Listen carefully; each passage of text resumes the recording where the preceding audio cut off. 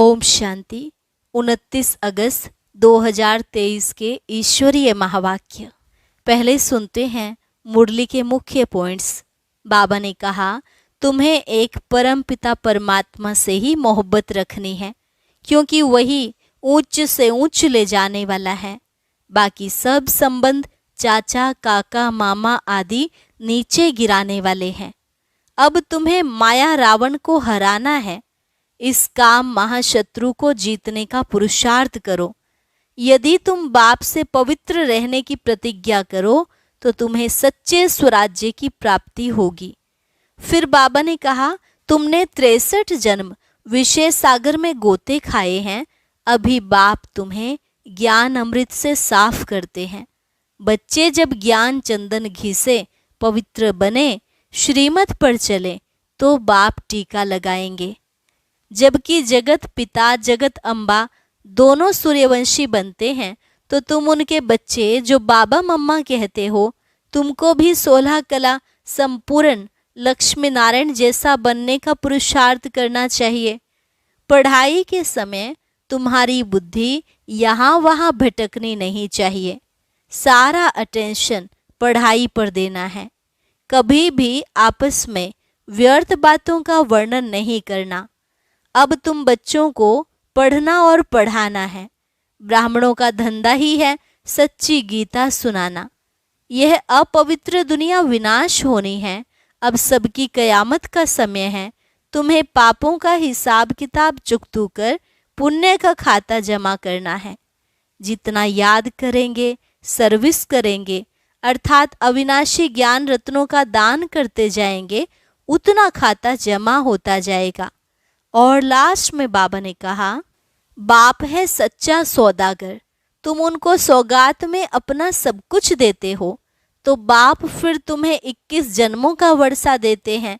तुम बच्चों को तो नाखून से चोटी तक खुशी का पारा चढ़ा रहना चाहिए। और अब सुनते हैं महावाक्यों को विस्तार से।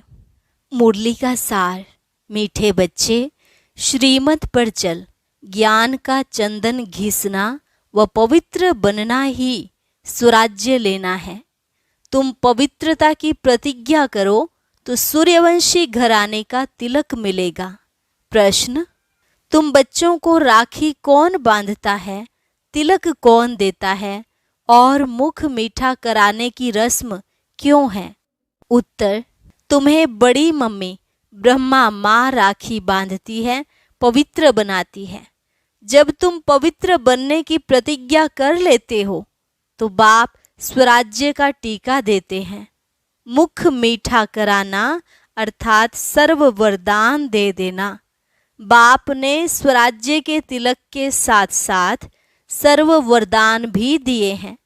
इसी की रस्म यादगार में चली आई है। गीत, इधर है मोहब्बत उधर है जमाना।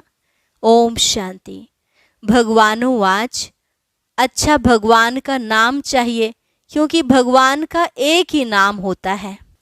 मनुष्यों के तो अनेक नाम पड़ते हैं। जैसा शरीर धारण करते जाते नाम बदलता जाता है। शरीर तो जरूर सबको है और जन्म मरण में भी आते हैं, तो अनेक नाम पड़ते हैं। मोहब्बत भी बहुतों से होती है। चाचा मामा काका गुरु गोसाई आदि ढेर से मोहब्बत होती है। कितने संबंधी हैं। अब यह संबंध तो है एक, वह अनेक संबंध तो नीचे ले जाते हैं, गिराते ही रहते हैं। यह एक ही संबंध ऊंचते ऊंच है, यह ऊंच ही ले जाते हैं। अभी तुम जीव आत्माओं की मोहब्बत लगी है परम पिता परमात्मा से। वह तुमको बहुत ऊंच ले जाते हैं। वह है ही परम धाम में रहने वाला, यह तो निश्चय है ना। अगर कहें पता नहीं तो तुम आए कहाँ से? ऊपर से ही तो यहाँ आए हो ना। तुम भी असल में ऊंचते ऊंच परम धाम मूल वतन में रहने वाले हो। बीच में है सूक्ष्म वतन और यह है स्थूल वतन। बरोबर तुम वहां से आए हो। भिन्न भिन्न नाम रूप लेते हो। अब 84 जन्म पूरे किए, अब फिर वापस जाना है। अब तुम्हारी मोहब्बत बाप से है। जानते हो हम माता पिता के सम्मुख बैठे हैं। यह भी जानते हो पहले पहले हमको पवित्रता की राखी बांधते हैं। बाप कहते हैं, हे बच्चे, इस काम महाशत्रु को जीतो व माया रावण पर जीत पाओ। इसके लिए पुरुषार्थ करना है। अंधश्रद्धा की बात नहीं, जरूर बाप को ही याद करना पड़े। बाप कहते हैं, मैं ब्रह्मा द्वारा तुमको राखी बांधता हूँ। इसको कहा जाता है राखी बांधने का उत्सव, पवित्रता की प्रतिज्ञा करने का उत्सव। फिर क्या होगा? मैं स्वराज्य पाने का टीका दूंगा। यह बाप तुम्हारे सम्मुख बैठे हैं। तुम जानते हो पवित्रता के लिए ही तकलीफ सहन करते हैं। तुम्हारे मित्र संबंधी आदि सब दुश्मन बन पड़ते हैं। बाप तुम्हें डायरेक्ट कहते हैं, बच्चे पवित्र बनो। बेहद का बाप शिव बाबा आकर तुमको सच्चा स्वराज्य देते हैं। आत्माओं को राजाई मिलती है, अभी आत्माओं को गदाई है। राखी पर्व को राखी उत्सव नहीं कहेंगे। उत्सव में तो बहुत शादमाना करते हैं। इस पवित्रता की राखी बांधने में कोई खर्चे आदि की बात नहीं। बाप खुद कहते हैं, बच्चे मेरे से प्रतिज्ञा करो, फिर तुम स्वराज्य पाएंगे। स्वराज्य का टीका खुद बैठ देते हैं। बच्चों को बाबा ने साक्षात्कार भी कराया था। वहाँ कैसे बाप ही बच्चों को तिलक देकर अपने तख्त पर बिठाते हैं। तो जो सूर्यवंशी बनेंगे वही गद्दी पर बैठेंगे। माँ बाप ही बच्चे को राज्य भाग्य देते हैं। समझते हैं बच्चा ही गद्दी नशीन होगा। यह बाप भी खुद आकर तुम आत्माओं को ज्ञान अमृत से साफ करते हैं। ज्ञान अमृत कोई जल नहीं है। बाप कहते हैं, तुमने 63 जन्म विषय सागर में गोते खाए हैं। सिकी लधे बच्चे, अब तुम्हारे 84 जन्म पूरे हुए। अब यह अंतिम जन्म तुम पवित्र बनो, मेरी मत पर चलो। तुम स्वराज्य पाने के लिए बाप के पास आए हो ना। राजा के पास बच्चा आता है, समझता है मैं राजा ही पाऊंगा, परंतु उसको कोई स्वराज्य नहीं कहा जाता। स्व माना आत्मा, तो आत्मा को राज्य मिलता है, परंतु ज्ञान नहीं है कि हम आत्मा ने प्रिंस का शरीर धारण किया है महाराजा महारानी बनने के लिए। टीके का भी उत्सव गाया जाता है। बच्चे ज्ञान चंदन घिसें, पवित्र बने, श्रीमत पर चले तो बाप टीका लगाएंगे। बाप खुद तो राज्य नहीं लेते हैं, खुद गद्दी पर नहीं बैठते हैं। ऐसा बाप कभी देखा जो बच्चों को गद्दी पर बिठाते हैं, खुद नहीं बैठते? यह ब्रह्मा भी पुरुषार्थी है। शिव बाबा है पुरुषार्थ कराने वाला। यह अपनी बड़ाई कुछ भी नहीं करते हैं। शिव बाबा आकर इनको भी हीरे जैसा बनाते हैं। तो मुख्य बात है पवित्र रहना। भल घर में इकट्ठे रहते हो, लेकिन पवित्र रहो। बाप ने यह रुद्र ज्ञान यज्ञ रचा है। यज्ञ हमेशा ब्राह्मणों द्वारा रचा जाता है। श्री कृष्ण कहे कि मैं यज्ञ रचता हूँ, यह हो नहीं सकता। तुम हो ब्राह्मण, ब्रह्मा के मुख वंशावली। तुम श्रीमत पर चल रहे हो। ब्रह्मा को श्री नहीं कह सकते। यहाँ तो आत्मा और शरीर दोनों पतित हैं। तुम श्री बन रहे हो। अभी तुमको श्री नहीं कहेंगे, अभी तुम श्रेष्ठ बन रहे हो। ऊंचे ते ऊंचे बाप ही आकर तुमको श्रेष्ठ बनाते हैं, लक्ष्मी नारायण जैसा। ऐसा श्रेष्ठ 16 कला संपूर्ण तुमको बनना है। बाप पूछते हैं, तुमको लक्ष्मी नारायण बनने का नशा है या राम सीता का नशा है? कहेंगे लक्ष्मी नारायण का नशा है। हम तो सूर्यवंशी बनेंगे, 2 कला कम हम चंद्रवंशी क्यों बने? हम तो नारायण को अथवा लक्ष्मी को वरेंगे। तुम्हारे मम्मा बाबा भी सूर्यवंशी बनेंगे। जगत अम्बा और जगत पिता दोनों सूर्यवंशी बनते हैं। तो तुम उनके बच्चे जो बाबा मम्मा कहते हो, तुमको भी पुरुषार्थ करना चाहिए। बाबा टीका भी लगाते हैं और मुख भी मीठा कराते हैं, अर्थात तुमको वरदान देते हैं ना। विजय का टीका लगाकर वरदान देते हैं कि तुम सदा ऐसा स्वराज्य पाएंगे यथा राजा रानी तथा प्रजा राज्य भाग्य भोगते हैं। परम पिता परमात्मा द्वारा एक ही बार राज्य स्थापन होता है। यह है ऑलमाइटी अथॉरिटी राज्य। वॉइसलेस दुनिया भी गाई हुई है। सर्व गुण संपन्न, 16 कला संपूर्ण, मर्यादा पुरुषोत्तम। देवताएं कभी काम कटारी से हिंसा नहीं करते हैं। 63 जन्म तो तुम 1-2 पर काम कटारी चलाते आए हो। अमर लोक में काम कटारी नहीं होती। यहाँ काम कटारी से तुम पतित होते होते तमो प्रधान बन पड़े हो। अभी तुम बच्चे समझते हो, बरोबर बाप स्वर्ग की स्थापना करते हैं, भारत में ही जन्म लेते हैं। बाप ने वैकुंठ की सौगात लाई है, आधा कल्प रड़ियां मारी है। ओ गॉड फादर, रहम करो, मेहर करो। भक्ति मार्ग में गाते हैं ना, सतयुग में थोड़े ही रड़ियां मारेंगे, वहां तो सदैव सुख है। दुख में सिमरन सब करे, सुख में करे ना कोई। अनेक प्रकार के दुख होते हैं ना। देवाला मारते हैं तो कितना दुख होता है, बीमारी आदि होती है तो दुख होता है ना। स्वर्ग में दुख का नाम निशान नहीं। बाप आकर तुम बच्चों को राज्य भाग्य का टीका देते हैं। यह है दुख धाम, वह है सुख धाम। शांति धाम में तो आत्मा कुछ बोलती नहीं है, यहाँ फिर टोकी बनती है। तुम्हारा स्वधर्म ही है शांति। अभी तुमको सुख शांति का स्वराज्य मिलता है, तो बाप का बच्चा बनकर उनकी श्रीमत पर चलना चाहिए।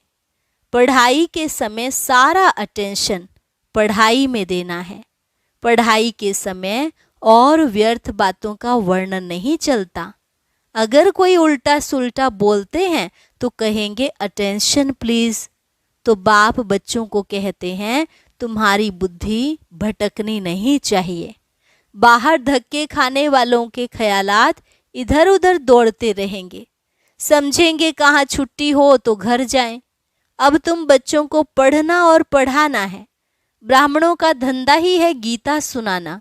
वह ब्राह्मण भी गीता सुनाते हैं, शरीर निर्वाह भी करते हैं। तुमको भी ऐसे कहा जाता है। गृहस्थ व्यवहार में कमल फूल समान पवित्र रहना है, प्रतिज्ञा करनी है। यह अंतिम जन्म पवित्र रहेंगे। यह अपवित्र दुनिया विनाश होनी है।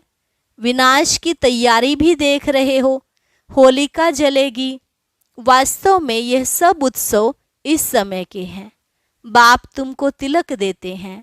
तुम्हारी बुद्धि कहती है बाबा हमको सतयुग का, विश्व का मालिक बनाने के लिए पढ़ाते हैं, अथवा स्वराज्य का तुम तिलक पाते हो। बाप ही तिलक देते हैं। यहाँ तो तुम सम्मुख बैठे हो। राज्य भाग्य वह लेंगे जो पवित्र रहेंगे। राखी का महत्व बड़ा भारी है। कहते हैं बहन भाई को टीका लगाकर राखी बांधती है, तो बहनें तुम भाइयों को तिलक लगाएंगी, राखी बांधेंगी और मुख मीठा कराएंगी। यह उत्सव कहाँ से शुरू हुआ? संगम युग से, जबकि परम पिता परमात्मा पवित्र रहने की प्रतिज्ञा कराते हैं। शिवरात्रि का भी उत्सव है, फिर राखी का उत्सव, फिर है दशहरा, फिर दीपावली का उत्सव, नवरात्रि का उत्सव। ये सब उत्सव चलते आए हैं। तुमको तो खुशी होती है। दशहरा अर्थात विनाश के बाद फिर दीपावली आएगी, घर घर में स्वर्ग होगा। तुम शिव बाबा की, ब्रह्मा विष्णु शंकर की, लक्ष्मी नारायण सीताराम आदि सबकी जीवन कहानी बता सकते हो। सारे चक्र को तुम जानते हो। बाकी 8-10 भुजाएं तो कोई को हो नहीं सकती। मनुष्यों ने कितने चित्र बैठकर बनाए हैं। इसको कहा जाता है waste of time, waste of money, waste of energy. अभी तुम जानते हो हम आए हैं स्वराज्य का वर्षा लेने। हम श्रीमत पर क्यों नहीं चलेंगे? जैसे माता पिता चल रहे हैं।